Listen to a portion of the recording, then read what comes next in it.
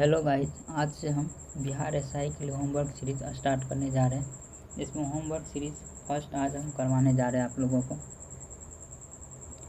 बिहार में जब पहली बार राष्ट्रपति शासन लागू हुआ था तो उस समय बिहार के मुख्यमंत्री कौन थे? उस समय बिहार के मुख्यमंत्री भोला पासवान शास्त्री थे और बिहार का राज्यपाल उस समय नित्यानंद कानूनगो थे। 1968 में पहली बार बिहार में राष्ट्रपति शासन लागू होता है और अभी तक में 8 बार राष्ट्रपति शासन बिहार में लागू हो चुका है। लास्ट जो है 2005 में बिहार में राष्ट्रपति शासन लागू हुआ था। सबसे पहले राष्ट्रपति शासन पंजाब में लागू हुआ था और सबसे ज़्यादा बार अगर राष्ट्रपति शासन लागू हुआ है तो वो मणिपुर में लागू हुआ है। राष्ट्रपति शासन जो लागू होता है ये दो तरीक़ा से लागू होता है। एक संवैधानिक तंत्र विफल होता है, उससे आर्टिकल 356 के तहत राष्ट्रपति शासन लागू होता है। जब कोई राज्य केंद्र के द्वारा दिए गए निर्देश का पालन नहीं करते तो आर्टिकल 365 के तहत राष्ट्रपति शासन लागू किया जाता है। दूसरा क्वेश्चन है, सिंधु तथा सतलज नदी के मध्य हिमालय जाना जाता है तो पंजाब हिमालय के नाम से जाना जाता है। सिंधु और सतलज के बीच में पंजाब हिमालय के नाम से जाना जाता है, जो कि 560 किलोमीटर होता है। सतलज नदी और काली नदी के बीच में कुमायूं हिमालय है, जो कि 320 किलोमीटर का होता है। और काली नदी और तीस्ता नदी के बीच में जो है नेपाल हिमालय है 800 किलोमीटर का। तीस्ता नदी और दिहांग नदी के बीच में असम हिमालय है, जो कि 750 किलोमीटर का है। इसके बाद तीसरा क्वेश्चन देखते हैं, 1809 ईस्वी में फारसी में गिफ्ट टू मोनोथिस्ट किसने लिखी? तो राजा राम मोहन राय ने ये गिफ्ट टू मोनोथिस्ट को लिखा था, जिसको हिंदी में बोलते हैं केसरवाद। फिर देखिए, महात्मा गांधी ने हिंद स्वराज की रचना मूल रूप से किस भाषा में किए थे? तो गुजराती भाषा में किए थे महात्मा गांधी हिंद स्वराज की स्थापना। प्रोटेम स्पीकर की नियुक्ति कौन करता था? प्रोटेम स्पीकर की नियुक्ति जो है राष्ट्रपति करते हैं। अभी वर्तमान में बनाए गए थे भर्तृहरि महताब को प्रोटेम स्पीकर, और संसद के वरिष्ठ सदस्य जो होते हैं ना उसको ही राष्ट्रपति द्वारा प्रोटेम स्पीकर के तौर पर नियुक्त किया जाता है।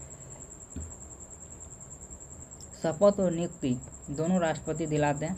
और प्रोटेम स्पीकर जो होता है ना, जब तक लोकसभा में अध्यक्ष का चुनाव नहीं किया जाता है तब तक के लिए ही प्रोटेम स्पीकर होता है। प्रोटेम स्पीकर जैसे ही अध्यक्ष को, जो लोकसभा का अध्यक्ष जो चुने जाते हैं, उसको शपथ दिलाने के बाद ये पद जो है प्रोटेम स्पीकर निरस्त हो जाते हैं, अपने आप भंग हो जाते हैं। इसके बाद छठा क्वेश्चन है, दुग्ध धारा एवं कपिल धारा जलप्रपात किस नदी पर है? तो नर्मदा नदी पर है। आँख में प्रवेश करने वाले प्रकाश की मात्रा को कौन नियंत्रित करता? तो आइरिस करता है, और आइरिस को ही परितारिका कहते हैं। किस अनुच्छेद के तहत राष्ट्रपति प्रधानमंत्री की सलाह से लोकसभा भंग कर सकता है? तो आर्टिकल 85 के तहत। फिर देखिए, इसरो का गठन कब हुआ था? इसरो का गठन 15 अगस्त 1969 को हुआ था। इसका हेडक्वार्टर जो है बेंगलुरु में है और इसका वर्तमान में भी अध्यक्ष डॉक्टर वी नारायण है। घुड़सवारी के मैदान को क्या कहते थे? एरिना बोलते हैं घुड़सवारी के मैदान को। विश्व शिक्षक दिवस कब मनाया जाता है? 5 अक्टूबर को। और राष्ट्रीय शिक्षक दिवस 5 सितंबर को मनाया जाता है। राष्ट्रपति द्वारा लोकसभा एवं राज्यसभा में कुल कितने सदस्यों को मनोनीत किया जाता था? तो 14 को किया जाता था पहले, 14, लेकिन अभी 104वें संविधान संशोधन के तहत लोकसभा में जो 2 मनोनीत किए जाते थे उसको निरस्त कर दिया, यानी समाप्त कर दिया गया। अब 12 ही राज्यसभा में सिर्फ मनोनीत किए जाते हैं। एंग्लो इंडियन जो नियुक्त करते थे, मनोनीत जो करते थे एंग्लो इंडियन को, उसको निरस्त कर दिया। केंद्रीय मगरमच्छ प्रजनन एवं प्रबंधन प्रशिक्षण संस्थान कहाँ स्थित है? तो हैदराबाद में स्थित है।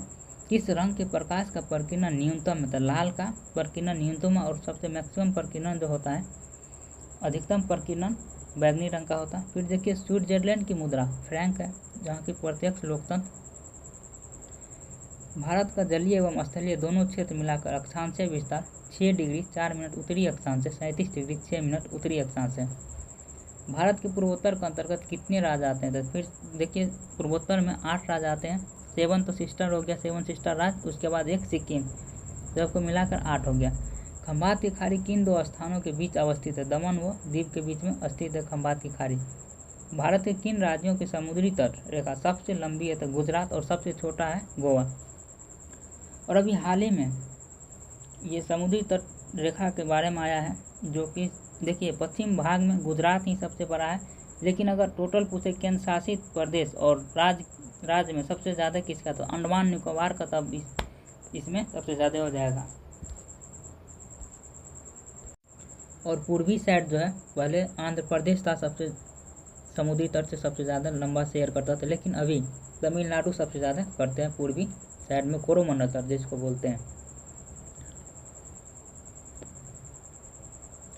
इसके बाद देखिए भारतीय मानक समय कितने राज्यों से होकर गुजरती है, 82.5 डिग्री पूर्वी देशांतर जो है 5 राज्यों से होकर गुजरती है, जिसमें पहला राज्य उत्तर प्रदेश है, दूसरा मध्य प्रदेश, और तीसरा हो गया छत्तीसगढ़, और चौथा हो गया आपको उड़ीसा, और पांचवा हो गया आंध्र प्रदेश।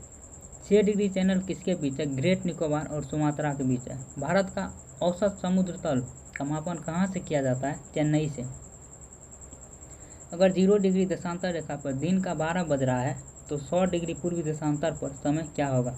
देखिए 1 डिग्री बराबर 4 मिनट होता है, इस तरह से 100 डिग्री बराबर हो गया 400 मिनट, और इसको 60 मिनट से जब डिवाइड कीजिएगा तो 36 हो गया, 6 घंटा हो गया, और 40 मिनट बच गया तो 6:40 PM शाम हो जाएगा। संपूर्ण पृथ्वी को कितने अक्षांश रेखाओं में बांटा गया, 179 में। विश्व मानचित्र पर सर्वप्रथम भारत को किसने दर्शाया था, टॉलमी ने दर्शाया था। भारत के कितने राज्य कर्क रेखा के उत्तर में स्थित है, 12 राज्य उत्तर में स्थित है और 8 राज्य दक्षिण में स्थित है।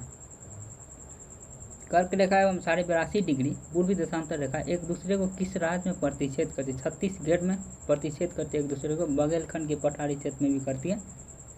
भारतीय उपमहाद्वीप में कितने देश है, तो 5 देश है, भारत, पाकिस्तान, नेपाल, बांग्लादेश, भूटान। भारत के कितने ऐसे राज्य हैं जिनकी सीमा अंतर्राष्ट्रीय सीमा को स्पर्श नहीं करती है, तो 12। तमिलनाडु के कन्याकुमारी से कृष्णा नदी डेल्टा तक के तट को कहते हैं कोरोमंडल तट।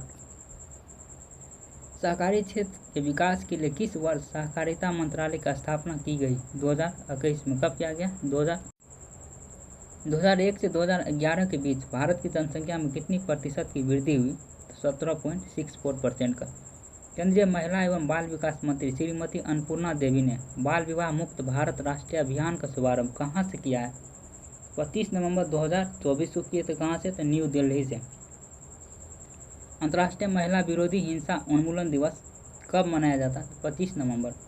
प्रधानमंत्री जन धन योजना के शुभारंभ कब किया गया, इसका घोषणा जो 15 अगस्त को करते हैं, लेकिन 28 अगस्त 2014 को लागू किया जाता है।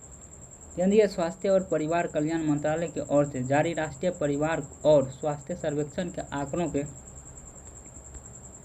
अनुसार किस राज्य में बाल विवाह सबसे अधिक प्रचलित है, वेस्ट बंगाल में सबसे ज़्यादा 41.6% और बिहार में 40.8% के साथ दूसरे नंबर पर है।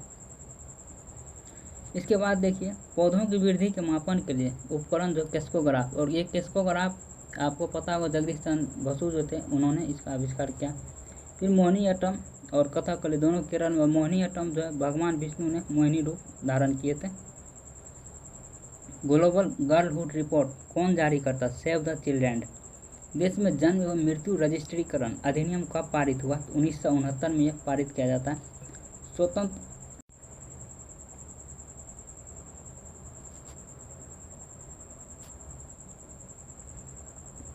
स्वतंत्र भारत की पहली जनगणना कब हुई, 1951 में 7 बार, और 1872 में 15 बार। 1872 के अकॉर्डिंग 15 बार हुआ, और 1951 के तहत 7 बार हुआ। भारत में सबसे कम आबादी वाला केंद्र शासित प्रदेश लक्षद्वीप है। और यहीं पर अगर पूछ दे कि सबसे कम आबादी वाला राज्य कौन सा है, तो ये सिक्किम हो जाएगा। भारत में सबसे अधिक वर्षों तक रहने वाला यूरोपीय कंपनी पुर्तगाली ईस्ट इंडिया कंपनी है। भारत में पुर्तगाली शक्ति का वास्तविक संस्थापक कौन था, तो अल्बुकर्क था। किस स्थान पर भारत में प्रथम नगर निगम स्थापित किया गया था, 1688 में मद्रास में। ईस्ट इंडिया कंपनी के किस गवर्नर को औरंगजेब द्वारा भारत से निष्कासित किया गया, जॉन चाइल्ड को किया गया था निष्कासित 1688 में।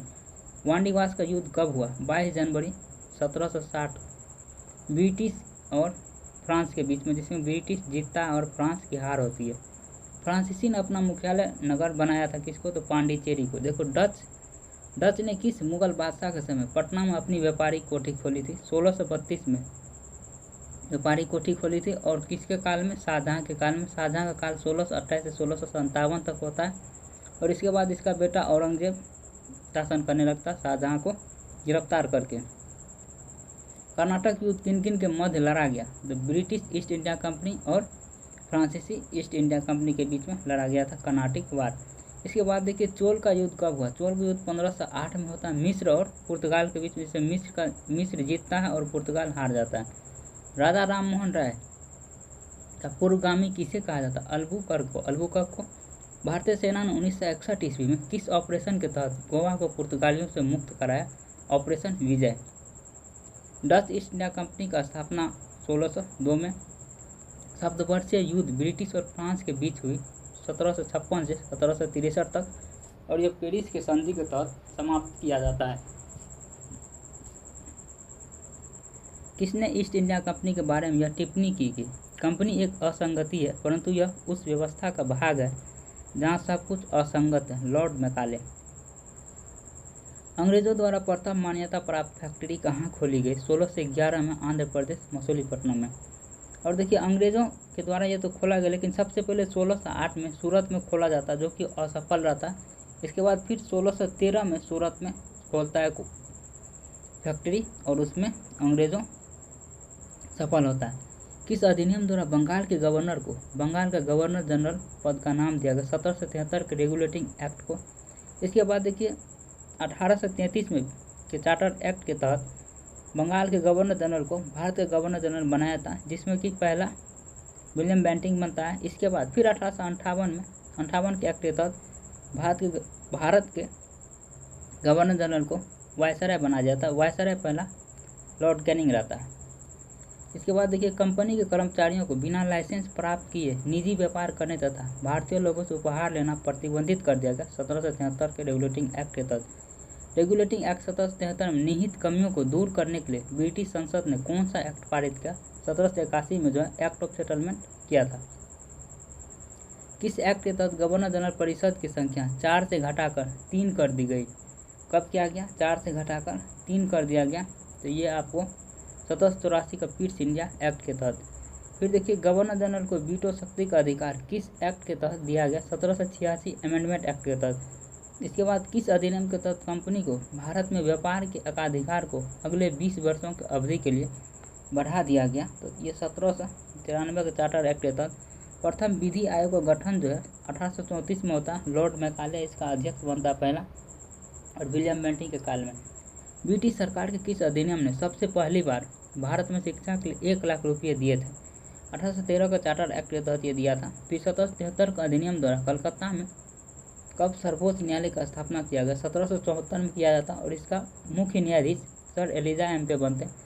किस अधिनियम द्वारा मद्रास एवं मुंबई के गवर्नर बंगाल के गवर्नर जनरल का अधीन हो गए? 1773 के रेगुलेटिंग एक्ट के तहत। 1784 का अधिनियम पारित होने के समय ब्रिटेन के प्रधानमंत्री कौन थे? तो विलियम पिट थे, उसी के नाम पर ये रखा गया। किस अधिनियम के द्वारा ब्रिटिश संसद ने चाय और चीन के साथ व्यापार को छोड़कर ईस्ट इंडिया कंपनी के भारत के साथ व्यापारिक एकाधिकार को समाप्त कर दिया? 1813 चार्टर एक्ट।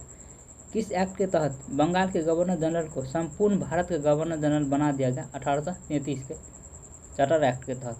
भारत का प्रथम governor general Lord William Bentinck.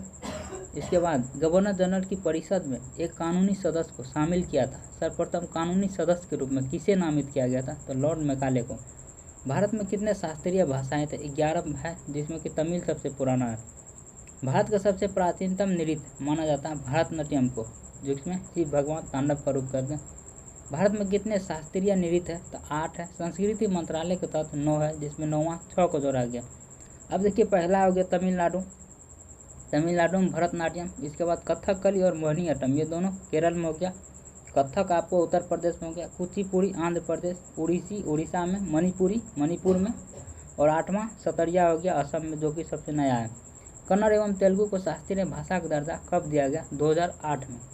Manipuri शास्त्रीय नृत्य में प्रायः किस भगवान की कथा प्रसंगों का चित्रण है? तो राधा और कृष्ण के दिया गया। फिर देखिए अब हाल ही में SC वर्गीकरण अधिनियम लागू करने वाला राज्य जो है तेलंगाना है, जिसका मुख्यमंत्री रेवंत रेड्डी है।